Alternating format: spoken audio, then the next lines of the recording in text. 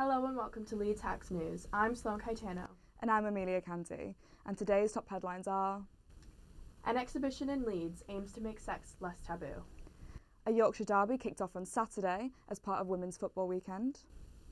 And it's Christmas market season again. We look to see what new events are taking place this festive period.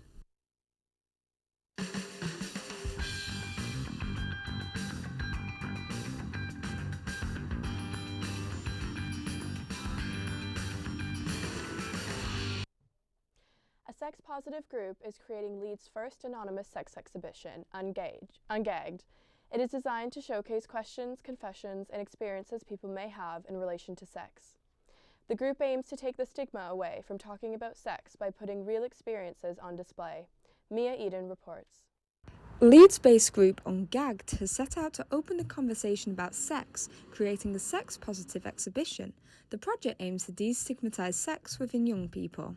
So I decided to do this project after a series of sexual incidents in my life growing up and not really having anyone to talk about with.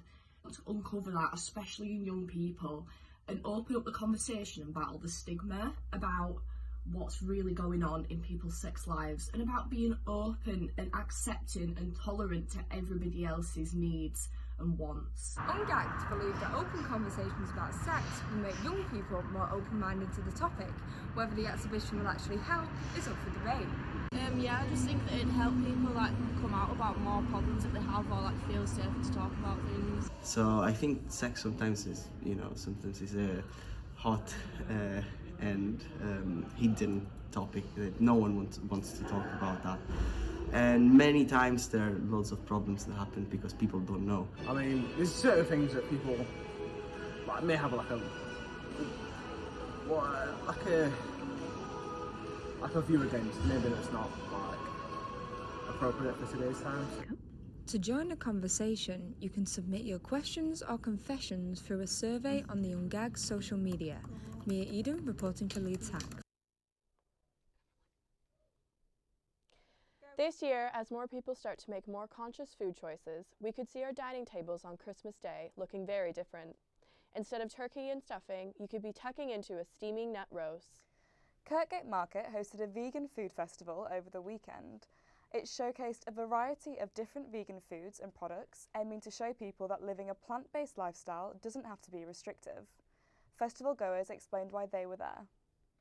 I'm dairy free and my husband and I try and do the best that we can in terms of making more informed choices and want to have a look to see what's available, because I think there's a lot missing from the market in terms of vegan options. I'm really quite passionate about the everything around why people are vegan and sustainability and that sort of thing. Because we're moving from veggie to vegan at the moment, dropping a thing a month, and I don't know, it's nice to see what other brands are out there and stuff. There were over 80 stalls at the Great Yorkshire Vegan Festival in Leeds, which included food, clothes and charity stalls. I went to find out what they had to offer. They came from all across the county, stall holders as well as customers. It's their first year back since COVID cancelled the previous 2 years, but with the soaring interest in veganism, people arrived in the hundreds. For me, any reason why you would go vegan is a very valid and very important reason, and so many more people now are becoming vegan for environmental reasons, which is absolutely fantastic. And even just people who are doing a meat-free Monday, a dairy-free Friday, as everybody is becoming more educated about, is just phenomenal. And the fact that it is getting so much press coverage at the moment is exactly what veganism needs. There are many reasons why people go vegan. In light of the recent climate summit in Glasgow, this came at a great time to educate people on the environmental impacts meat eating can have. The truth is that we as a generation needs to think about the future and the future of our children and the next generation. The vegan community is somehow aligned with that, and as well as for our company, we're very environmental conscious, and that is a very important thing. With Veganuary around the corner, it remains to be seen whether more people will pick up on this trend and try a plant-based diet. And on the topic of markets, for the second year running, the Christmas market in Leeds has been postponed due to the ongoing pandemic. This has prompted an increase in private events across the city. Chowdown Winter Village is a new event offering a unique Christmas experience. Brett Poskett has more.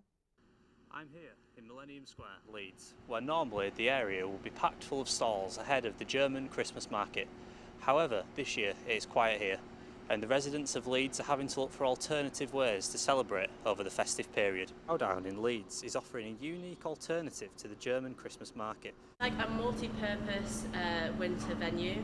We've got curling lanes, we've got live bands, we've got rotation of food traders, some permanent food traders as well, like Bailey's hot chocolates, all the festive stuff that you can't get from the market obviously this year because it's closed, but in like a sit-down food and drink venue. It was announced 2 months ago that the annual Christmas market in Leeds would not go ahead, citing uncertainty surrounding the COVID pandemic as the reason for missing out. Those who have already attended the Chowdown event, however, have had good things to say about it. It was quite a good little place to go to because it was quite different and a bit unique. You've never really seen somewhere do something like that, and there were quite a lot of stalls in there. I think my favourite one was probably the hog roast. But I'd definitely go again next year, and it's something that I would recommend to my friends and my family as well because it's just a different experience. This is Brett Poskett reporting for Leeds Hacks News. Sticking to festive shopping, pop-up shops appear around every seasonal holiday. Halloween means costume shopping, and Christmas means heading into town to find your presents. Shop owners are finding that having a physical store helps them stand out against online giants like Amazon and Etsy. Finn Green tells us about one new business in Leeds hoping to attract more people through the door rather than loading up their online cart. There's something magical about going into stores during the festive seasons. High street stores remain the cornerstone to British retail success, according to the Retail Times, as they have found out that 47% of shoppers say it's more important to shop in-store during the Christmas period compared to other times of the year, as it helps for gift inspiration and adds to convenience and nostalgia.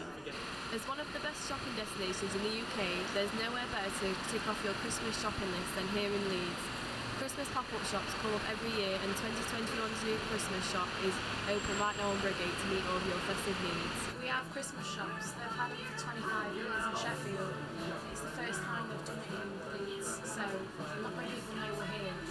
But the rest of the year, we do this from October until December, and then we have shops at the seaside, like coastal shops, buckets and spades and ice cream, and then we create winter. We're just starting to get busy now. People know we're here. It was very quiet at the start. Now we are getting quite busy now, so it's quite good. If you're looking for somewhere packed with Christmas spirit to do your shopping this year, then head to the Christmas shop on the 83 Brigade in Leeds City Centre. This was Finn Green reporting for Leeds Hacks News.